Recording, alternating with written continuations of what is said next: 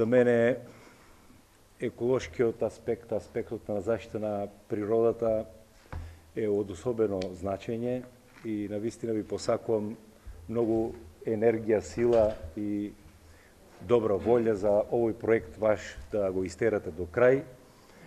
Особено ме радува што има такви проекти во склоп на една поголема акција или проект на подобрување на вклучување на граѓанските здруженја во донесување на значајни одлуки во нашето општество.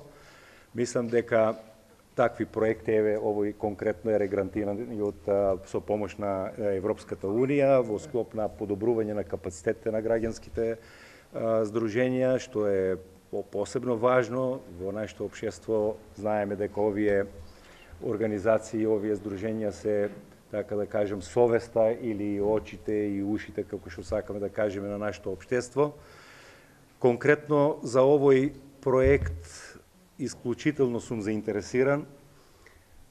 Планината Беласица е едно природно богатство за кое што мораме максимално да се потрудиме, да дадеме се од себе да го зачуваме, да ја дадеме вистинското значење на таа планина. Повеќе аспекти е значајна од еколошки третман на таа природна убавина, планината како историски значаен еден локалитет, значењето како планина која што ја делат три држави кои што гравитираат према оваа планина, Република Бугарија, Република Грција, Република Македонија.